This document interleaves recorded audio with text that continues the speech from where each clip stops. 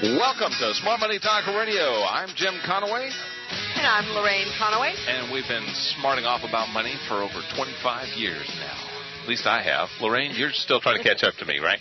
I'm right behind you, 23 years. Okay.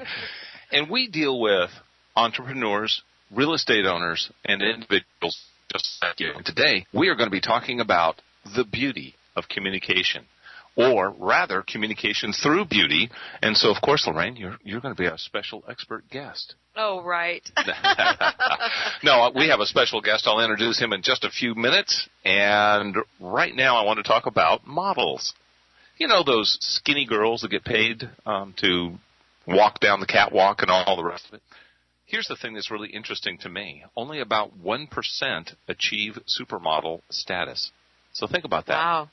I mean, there's thousands and thousands and thousands of girls starving themselves every day trying to become models, and only 1% of them even have a shot at making real money. How about this one? Modeling has been ranked amongst the worst jobs in America. When the numbers are crunched, the average working model makes, get this, hang on to your hat, $11.22 an hour. Yet, what? That's ridiculous. Say what? Yeah. You know what? Yeah, it's interesting. It's a myth, but like you said, only 1% become supermodels. Oh, yeah. Most modeling careers for a woman ends by age 22 through 25. Wow. Talk about a short career. When a lot of people are just starting to really build their careers and what they want to do in life. Imagine talking to a 14-year-old about their retirement in 4 years. You know, it's like it's a bizarre concept. And here's something I thought was interesting. The models, generally speaking, do not get to keep the clothes that they model. Oh, that's too bad. Yeah, I mean, for some girls, forget getting paid. They'd like to keep the Gucci purse that they stand with, or whatever it is. Of course, worth more than what they make per hour. Yeah, no doubt. So models can be 1% of beauty, but beauty is certainly not limited to that. But what I think is smart money is capitalizing on their opportunities. For instance, Tyra Banks, she really, really took the modeling opportunity and turned it into an empire with products, with TV shows. Actually, her current net worth is about $90 million today. And I would guess that she's in the top 1% of that 1% that actually achieve supermodel status.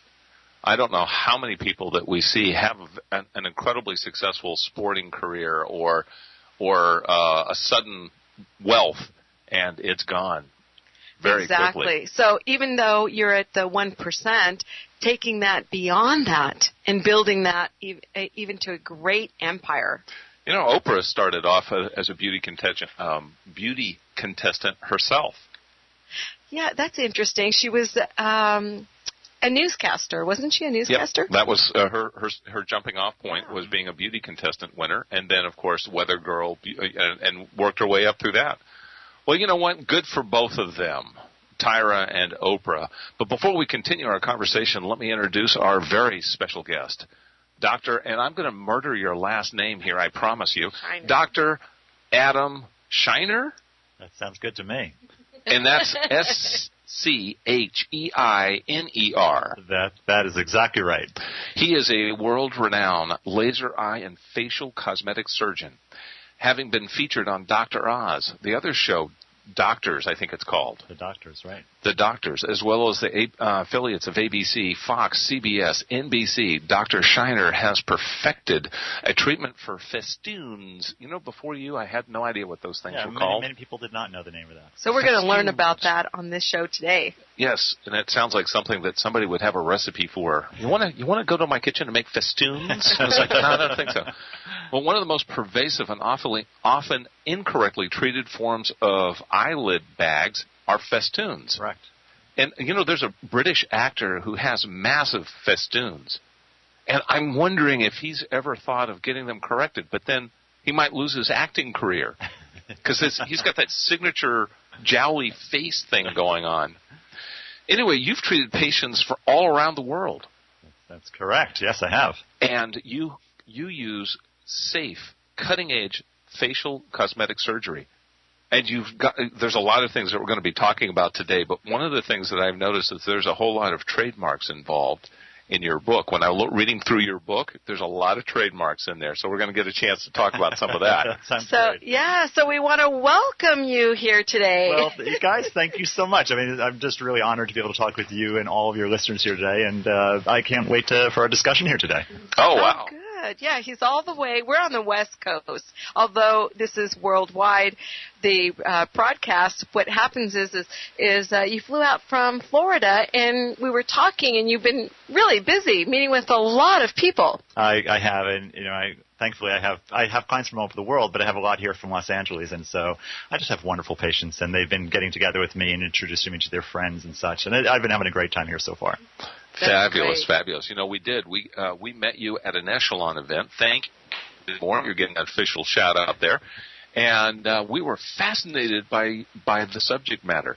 You see, one of the things that I was so impressed with you about is that not only are you a talented plastic surgeon, I mean, that's almost taken for granted that you have talent in that range. But what was fascinating to me is your personal commitment not to make people look better, but to become more of who they are. Absolutely. I mean, that's really the key, is that we want people to look natural. We want, I'm going to talk about this, but we like results that are powerful and that people like the result that they see, and people like looking at these results, but subtle at the same time, so that people seeing them don't really put their finger on what happened. It's such as, well, did you have a different haircut, or there's new earrings you're wearing? And I think it's really their right to that person. They can share what they want to share, but otherwise, I think it's their right to say, yeah, I'm sleeping really well these days. Absolutely. Wow. So how did you get involved in this industry? I'm originally from the Northeast, and I trained at the University of Pennsylvania for medical school. And while there, I was actually paired with a facial surgeon. And I had to say I was really fascinated by the skill and creativity involved with reconstructing a face after cancer or after tumors and such. And so I started to do research into this, and really enjoyed it. And so I decided this was going to be my calling. And after leaving the University of Pennsylvania, I went out to Oklahoma City, and while out there, I trained with a gentleman named Sterling Baker, and I trained in the specialty of laser, eyelid, and facial plastic surgery. Sterling Baker was really a pioneer in the use of lasers for cosmetic procedures. And then from there, I moved to Florida. I'm in Tampa, Florida, and I've been practicing eyelid and facial plastic surgery there for the last 14 years. Fantastic. Stay tuned for more with Adam Scheiner, Dr. Adam Scheiner, and we're going to be talking about communication and beauty. You're listening to Smart Money Talk Radio. I'm Jim Conaway. And I'm Lorraine Conaway. And our special guest is Dr. Adam Scheiner. Stay tuned for more.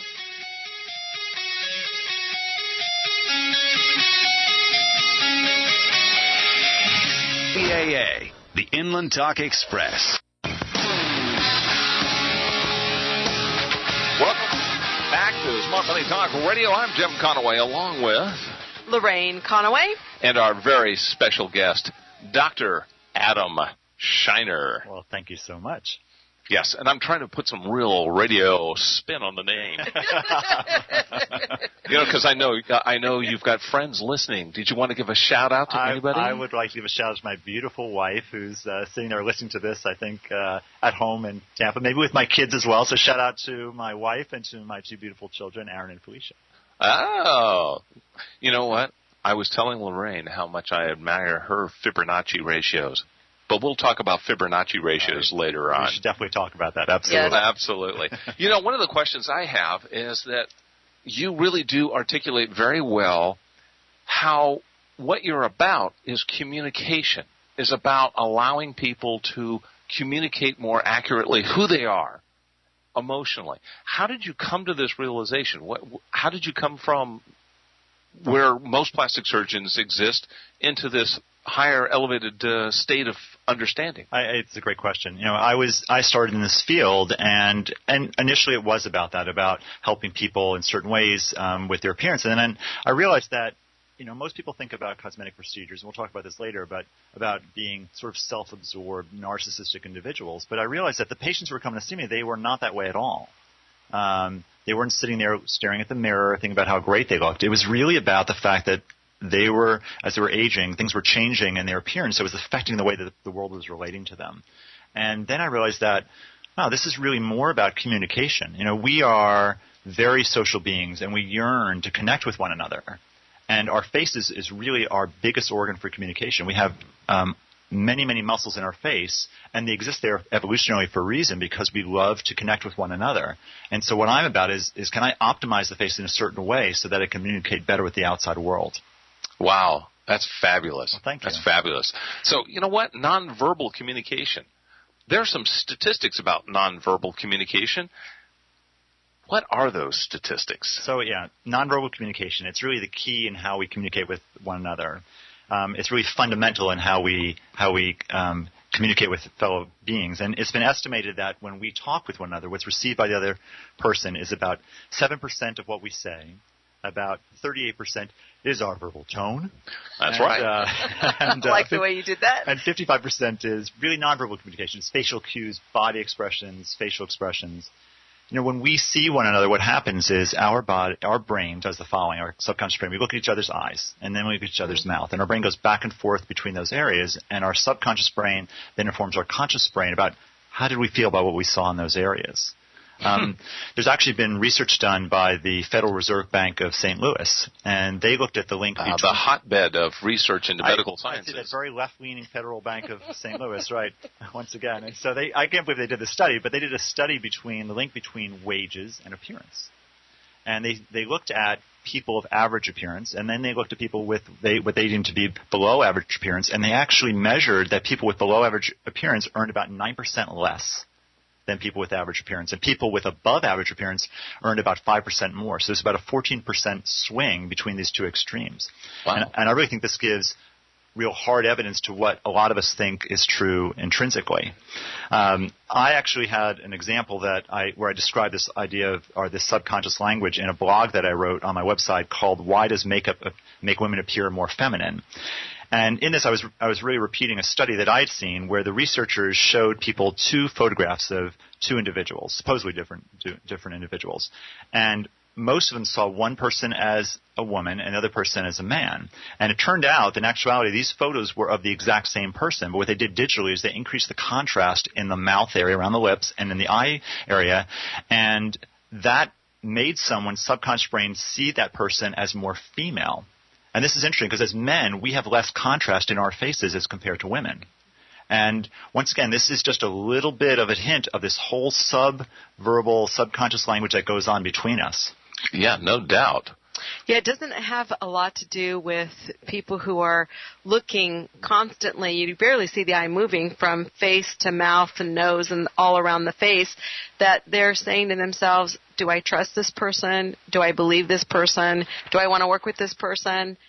Isn't that interesting? It's very true. It's interesting. I was in a medical conference, and there was a Dr. Alam who was involved with some of the first face transplants. And he was talking about, why do we do face transplants? Why is that necessary? And it turns out when we do reconstructive procedures, if it's for a tumor or cancer or an injury, we do pretty good jobs around the periphery. But when you get to the central part of the face, it can be challenging. And so he actually showed this one woman. Her name was Connie Culp. She was the victim of domestic violence, and that's actually a charity that I'm very involved with in my area. And she had a gunshot wound, a massive gunshot wound to the central part of her face. And he was talking about really how that central part of the face is key for communication. And they did reconstructive surgery on her, but it wasn't great, and so that it was hard for her to get new social connections because we do relate to each other on this level. And so that she had a face transplant. Now, the things that you have to know about transplants is that they don't last forever. They last about 10 years or so, and the medications they put people on, these anti-rejection medications, can really affect survival. But otherwise, the type of life that she was going to have would be the people who loved her will communicate with her, but it's very hard for her to get new connections with new people. Yeah, no doubt. And I was thinking about the spectrum, between, I have a blog about this too, where I talked about the spectrum of facial rejuvenation and a facial transplant, because we're both about the same thing. It's about this central part of this face and how this has such a critical role in the way that we communicate with each other and how we connect with one another. Wow. It's so fascinating because all of this is unsaid. and it happens in like 7 seconds. Honestly, you can show, it happens in a microsecond. Our brains, they have these studies where they'll show pictures very, very quickly, on a computer screen, and people can get image. Our subconscious brain dominates what we see in the world. And so for me, what I want to say is let's not ignore this. Let's take advantage of this and find ways to help people to put this, in their advantage.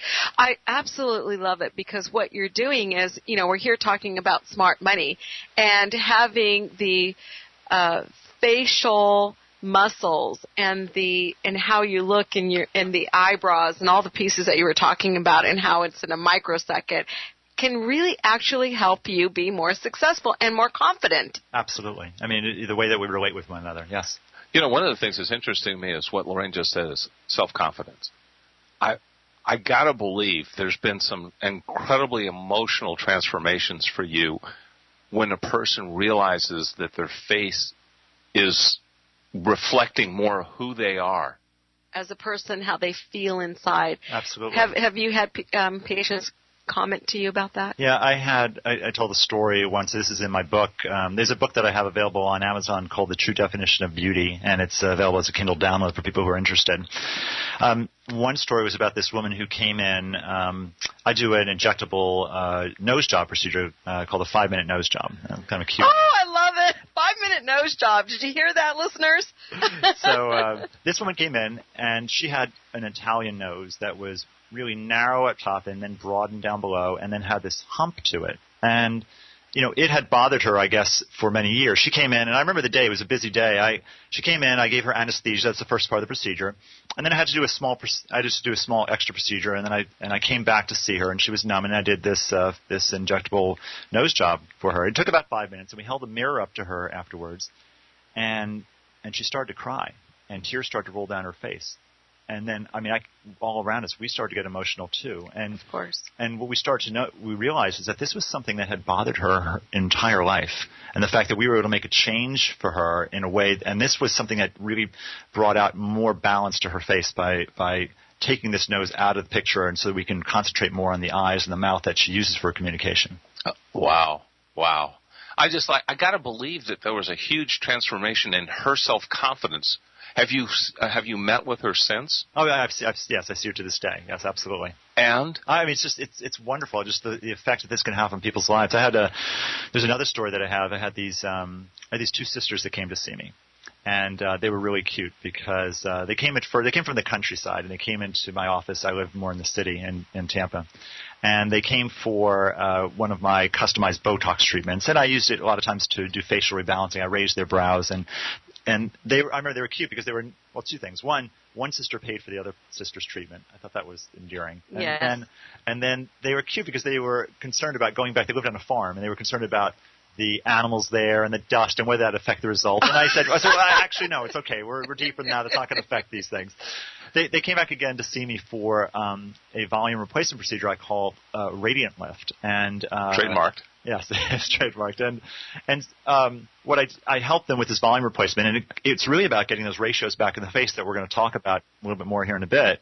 And so they came back for that, and once again, one sister paid for the other sister's treatment. I thought these are just 2 cute kids, And anyway, they came back to see us afterwards, and they shared with us that they loved coming to our office, and they said that their husbands didn't know why they kept leaving the farm to come in the city. And, I bet that helped their, romantic life. Well, yeah. Then, interestingly, one shared with us that, her relationship with her husband, they'd fallen into sort of a routine, I guess, and more routine things in life.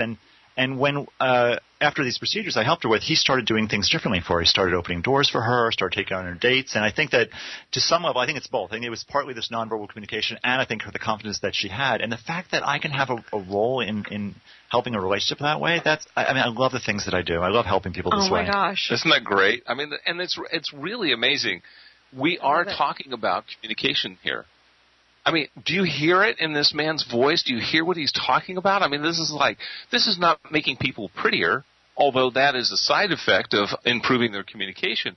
This is about improving their communication with the world. Absolutely. Oh. But not just verbal communication, physical communication as well. Correct. Love it. It's amazing. Well, you're listening to Smart Money Talk Radio. I'm Jim Conaway, and I am sitting here next to the lovely, the incomparable Lorraine Conaway. Thank you. And our very special guest, Dr. Adam Scheiner. And we will be talking about beauty and communication, so stay tuned for more Smart Money Talk Radio right here, real soon.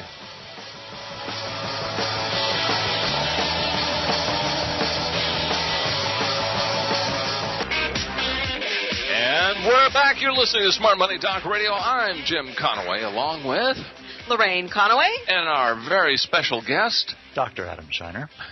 And we have been talking about beauty and communication. What's interesting to me about beauty and communication is that, we all have this instinct that, we've all seen it. The pretty girl getting away with bloody murder, right? Yes. Okay. Andrea, you know what that's about, don't you? Oh, yeah, right. Oh, she sits over there going, no. Okay. So one of the things that's interesting to me is there's got to be some science behind this. And I want to get into that this segment. But before that, we wanted to ask you, what are some top tips for people to help them optimize their nonverbal and general personal communication? Yeah, I think that's key. I think it's really the idea of general communication, of which nonverbal communication is a big part. Mm-hmm. I think the first part that we'll talk about is that, I mentioned that we look at each other's eyes and mouth often during conversation.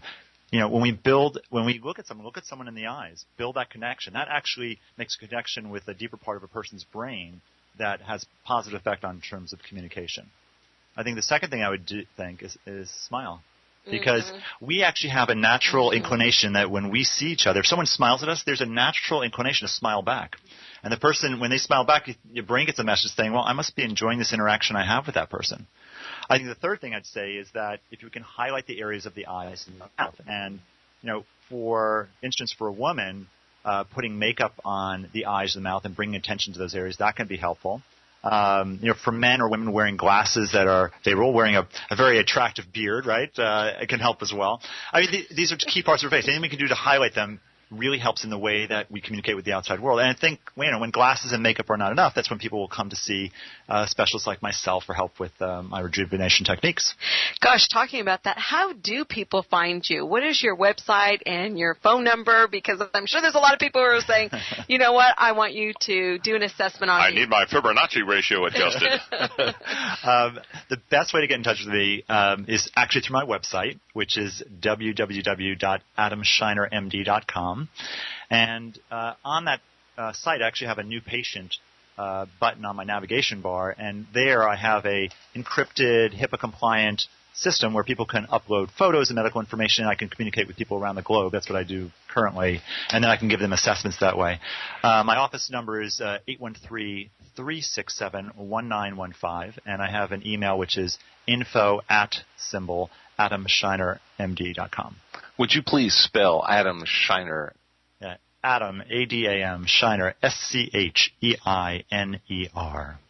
You have one of those last names that people get very creative with, I'm sure. They can, yes. I get a lot of different pronunciations of that at times. Yes. Some people think you wear a funny hat with fez on it, right? Okay. We've been talking about this Fibonacci ratio, and although I've always had a lot of fun with, silly-sounding things like Fibonacci ratio, there's actually some real science to what you do. You don't just guess at what a person can do to improve their communication. You actually have some real science behind that. Would you please talk to us a little bit about the golden ratio? Sure, absolutely, and this is kind of fascinating. So the golden ratio is a mathematical ratio of 1 to 1.618. And the number 1.1618 was called 5 because it was regularly used by the Greek sculptor Phidias. This is an irrational number, and it's the only one in mathematics that when subtracted by 1 yields its own reciprocal. And since the time of the Egyptians, the golden ratio was formulated as one of Euclid's elements, which is really one of the most beautiful and influential works of science in the history of mankind. And this ratio was known by the Greeks as the golden section, and to the Renaissance artists as a divine proportion. In geometry, it's the linear relationship in which the smaller length is to the large part as the larger part is to the complete line. It was actually further explained in the 1200s by a mathematician named Leonard Fibonacci, and he borrowed some research that he had seen in Asia and in India, and he came up with a sequence that goes as follows. It's 112, 358, 13, 21, 34, 55, 89. And the evolves by taking the first number and adding to the following number in the sequence, such as then 1 plus 1 equals 2, 1 plus 2 equals 3, 2 plus 3 equals 5, and so on. When these numbers are divided by each other, you come up with a ratio that approaches 1 to 1.618. And this was referred to as the golden ratio and was used in paintings drawn during the Renaissance. The ratio was known as the golden ratio because it was noticed in many forms in nature, such as the branching of trees or the arrangement of leaves on a stem or the arrangement of a pine cone. The ratio was then actually felt to be divinely inspired because it was seen so often in nature. With a lot of mathematical sequences, this sequence can be described as a curve, and this curve is a spiral. And interestingly, the spiral coincides with the spiral of a nautilus. And this is also seen to be in the curve of the human ear. And photos of this can be seen in a blog that I have called Beauty, What Is It and What Is It Good For on my website. The ratios are also seen in many other parts of the face. In fact, the more beautiful faces tended to have certain facial balances that match this golden ratio. And the ratios are most likely perceived below our conscious perception. In fact, it seems that the more the human subconscious sees these ratios in life and people, the more the subconscious tells the conscious mind that we are attracted to people and objects demonstrating these golden ratios. There's actually been medical investigation into facial balance, and it's been suggested that regardless of ethnic background, the more a face has balance and harmony with these ratios, the more attractive that face is perceived. I had a patient of mine who was getting comments by others that she was stern or unfriendly, and I did a quick procedure for her, and I was able to change one part of her face to restore balance to her face that was consistent with the golden ratio. And afterwards, she was seen as more friendly and more approachable. I have her photos in a blog that I have called Beauty, What Is It and What Is It Good For, where your listeners can see on my website. And what I did for her is I actually raised her brows in a configuration that mirrored the curve in Fibonacci's curve. And this is the way that I created results in my patients that are powerful and yet very natural looking. Now, this is what I'm talking about. You actually applied a science. You didn't just guess what would make her look better. You had a number. You had this ratio that you were looking. Process in a system. A process in a system. We have a process in a system, and what we do, and when you have a process, you've always got a starting point. You've always got a benchmark. Is that what you're using this for? That's what I think because I want to get results. I want there to be facial balance. That's what we relate to. And the more I can create that, the more I can respect these ratios, I really get the results that are powerful yet subtle, natural looking, and that's what I want for my patients. And one of the things that I like about your story is that you're talking about a person who has a frown. And there are a lot of people out there who have a frown, not because they're feeling angry or mad or exhausted. Their face just has that permanent frown. Right. And the aging process, unfortunately, is not very kind to us, and it can change our faces in ways that are not congruent with the way that we feel inside. And I'm saying why I want to understand that that's how we communicate, and I just want to understand that and take advantage of that and help people that way. I don't want to ignore the fact that we communicate nonverbally. Let's take advantage of that and optimize what we have so that we can communicate better with the outside world, build better social connections. Yeah. Amen. Yeah. I mean, I heard you talk about a story about somebody who was, I don't know if they were a judge or an attorney, where they were really struggling with their facial nonverbal, communication skills. I had a patient who was a federal judge, and he had an issue where, and really one of the key parts of face really is around the eye region. That's where we get a lot of these messages. So he had a lot of fullness around his eyes that, lawyers were coming up to him and said, excuse me, Your Honor, do we need to take a rest here? Do you want to go back to your chambers? Because you look like you're really tired. And he's thinking, I'm not tired at all. Why are people saying this to me? And so, he came to see me, and I said, looking at you, this is the part of your face that's causing that sort of reaction. So I helped him with a surgery around his eyes to help him communicate better and to help clear up those messages. And that's what this is about. It's about clearing up these aberrant messages. Anyway, he was in his 70s, and really after this procedure, he looked to be somewhat in his 50s. And this is really the story of unintended consequences because he's married, and his wife was in his 70s. They're both in their 70s, right? He looks in his 50s now. His wife still looked in her 70s, and they'd been out together. And oops, right? Someone who didn't know them said, "Can you introduce me to your mom?" And Ouch. And I'm thinking, no, that's nothing anyone ever wants to hear. Oh. And so, so she came to see me. And it was it was great. So I helped her with a little more extensive rejuvenation. And really, it was dramatic. And now now they both look in their fit. They're just such a cute matching couple now. Oh, wonderful. Wow, interesting. Yeah, so. You know what, after hearing you speak and talk about the Fibonacci ratios, I just imagine two guys talking to one another. Yeah, I met this girl the other night, and man, she was an 8, 13, 21, 34. It's like, wow. But here's the thing that's really fascinating to me, is that you have a process, you have a mathematical formula that you approach each face with. You also have a specialty. Your specialty is dealing with the eyes. Correct. And the old expression, the eyes are a window to your soul. Correct. We got to make sure the drapes are not drawn. That's correct. That's really what this is about. Your judge. People were not getting who he was. Right. It's not fair that this happens, but it is reality. It's the way that we see each other. And I think when people are saying that, they're trying to be caring. They're trying to say, hey, get some rest or something like that. And but if you're that person, you hear that over and over again, that gets a little bit old. Yeah, Mama said, don't tell people they look tired. That's not nice. You're listening to Smart Money Talk Radio. We are speaking with very nice man, Dr. Adam Scheiner, a specialist in making your face communicate with the world more appropriately, and my special guest, my special co-host. Oh, Lorraine Conaway. And I'm Jim Conaway. We want you to stay tuned because we're going to be talking more about beauty and communication right here real soon.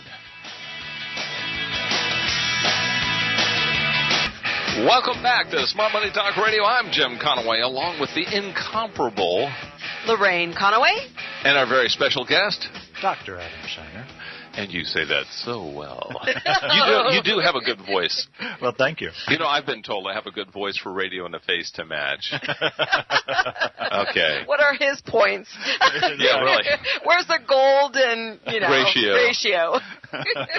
What's really interesting is you talk about how people react positively, but they're not quite sure what somebody has done. Correct.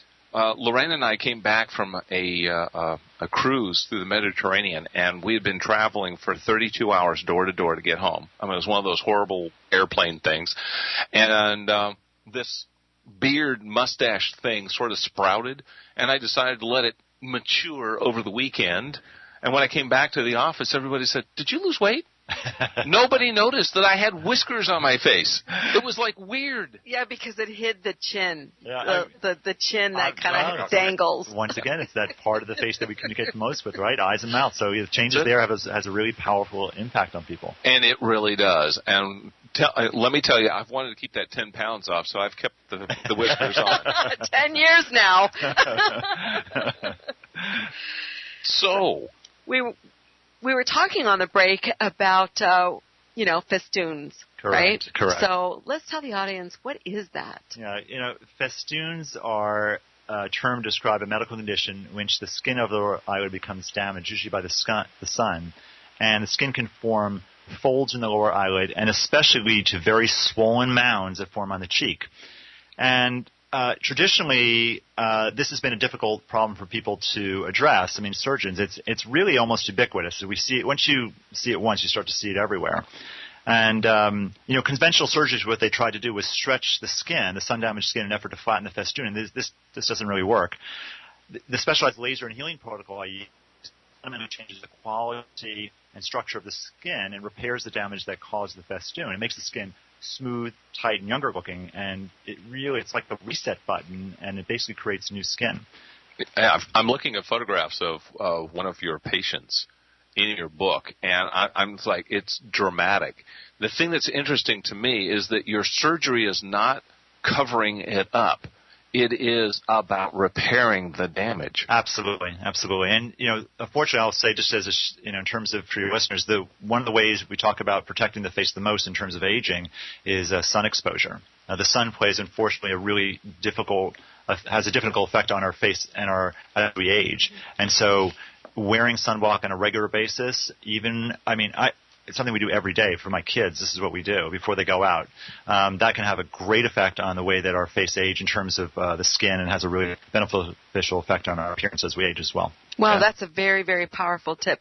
Now, how long does this procedure take to the Festoon to perform? area? Yeah, to perform. Yeah, usually it's combined with some other procedures. So anywhere, if it's the Festoon alone, it's about 10 minutes. If it's 10 minutes, okay. I just want the audience to hear that. 10 minutes. 10 minutes to transform your life. Yeah, well, so 10 minutes to perform the procedure. It's about 7 to 14 days to heal from the procedure. But yes, the actual procedure itself is pretty quick. Now, didn't you do this procedure on Dr. Oz?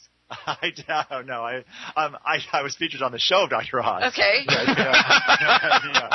No, so you didn't do it to Dr. Oz. No. Okay. Okay. Weren't you working with some patients? Yes, I did have. I had some patients. It was wonderful. So I wrote a book chapter on this for medical professionals, and that's really where I started to find out this was a unique condition. I didn't realize that people weren't fixing these until that time.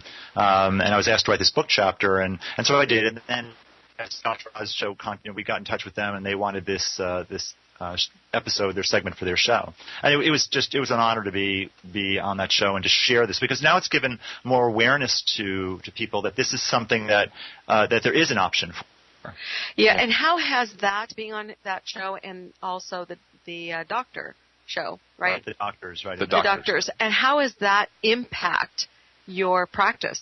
Yeah, it's really given new awareness to this whole idea of Festoons, and I've become really a global center for helping people with this condition and with other forms of facial rejuvenation. So probably about 80% of my practice is people flying in to see me, and I have, with that, I have people from all over this country, Canada. They come from Trinidad, Qatar, Singapore. They come from different parts of the world to see me. And then we have, in our practice, we have a destination program where we help people organize their travel and their accommodations. I actually have a customized VIP, a concierge service too for people who want that help, and we have private chauffeurs. We even have an armored car if people needed that. Some people have come. Wow. Some people have come with entourages, and we have the private estates that they can rent if they want to come with an entourage. And anyway, we provide really however people want help. We have lots of amenities we can help them with. Okay, so if you need an armored car for your Festoons, you know who to call. But what's really fascinating is that you're dealing with people all over the world, and if you are the best, you're going to be sought out by people who have that kind of capacity and have those unusual needs when they travel. Yeah, that is true. That's true, and it's nice to be able I can provide for those people. I'm usually trying to convince people that I'm actually worth doing anything for. Like, could I at least get a free cookie with the, So let me ask you this. If somebody was to, let's say, interview a plastic surgeon, what should they look for? That's a great question. I actually have this listed in my book. I think the first thing I would say is to look for specialization, because there's so many people that are entering this field, different positions, and not everyone has the same level of qualifications for what they're doing. I think finding specialization and even super specialization, people who specialize in a specific part of the anatomy, let's say the face, for the area that you're considering having done. That's one thing I would say. Festoon management. Absolutely. The second thing I would say is ask questions. It's important to make sure that you can relate with the person. And there's really no question that someone should not ask their surgeon. There's nothing that's silly, because it's a person's face, and they're going to have to live with those results. So I think that it's really critical. In the same regard, I think building a rapport with the person, with your surgeon. I do that with myself. I have to make sure I have rapport with my patients I'm going to work on. I need there to be a personal connection there. If that's not right, that's not necessarily the best way to go forward to surgery. No doubt. What's fascinating to me is how similar these questions are for those who want to seek financial advice. You want to make sure that somebody specializes in your exact circumstance. You want to know that it's okay to ask questions, and you're not going to be made to feel like a boob because there is no something. dumb questions. Right. We hear the most brilliant people say, I have a dumb question. And there is no dumb questions. Right. Yeah. And you know what? When I'm looking at your list, and I know you don't have your list handy, so I'm gonna go through some of these questions just quickly. Sure. Beware of doctors who dismiss the risks. I mean, think about that. Isn't that true for financial professionals? You don't want to, it's like if they're just like, yeah, don't worry about it. It's like, maybe not. Think of the initial the consultation as an interview. I love that. You're interviewing your doctor, just like you would your financial professional. And you're interviewing your patient too, right? I think it goes both ways. Absolutely. Yes. Absolutely. I think it's important. And I like that you interview and get to know them really well, because in your process, what I love about what you're doing is you're getting to understand the person and what their inner pain is and what the issues are, which really aren't just the appearance. Oh, absolutely. And, I feel very protective of my patients this way, because they have to be very brave to be able to share these things with me, and I try and treat them with a lot of respect and take care of them that way. Absolutely. And they feel safe. They feel safe. Well, I mean, let's face it. Yes. We're dealing with a person's internal mechanism of who they are, and you're trying to match their external mechanism to that. Correct. And really just to optimize what they have so the world can relate to them in a better way. Yeah, absolutely. Yeah. Love that. One of the things is that you don't want to feel pressured, right? No high pressure sales. This is a relationship. Correct. And I often say for people, it has to fit in their life. If someone's going to have this done, they have to have the time. Financially, it has to. I mean, if it's not a fit that way, it's better to put this off. It's better not to have the procedure done if it doesn't match their life in the right way. No doubt. Mm-hmm. And, take into consideration the ambience of the doctor's facility.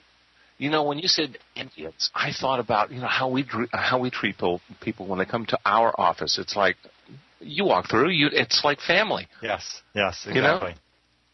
And so you want to know that you're going to be comfortable in this environment, because literally in your world, as in ours, they're sharing their deepest, darkest, who they are and the things that scare them and oh my gosh. Absolutely. So we have about a minute left, and so I just wanted to make sure that for the listeners, you tell them how to reach you and how they can connect with you. Okay, well, thank you again. First of all, I want to thank you both. You've been just wonderful hosts, and I really appreciate the opportunity to be able to talk with you both and the listeners. Yes, if people want to contact me, some of the best ways is really through my website, and www.adamscheinermd.com. We have a new patient button on the navigation bar, and we have an encrypted website that's typical and can contact us that way and put their information. We can have a communication that way. Secondly, we have a phone number, 813-367-1915.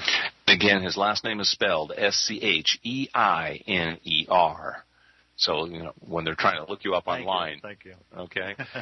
And one of the things I want to do is I really want to thank you for coming and sharing your external communication as well as the 7% verbal communication that we can get through the radio. That's exactly right.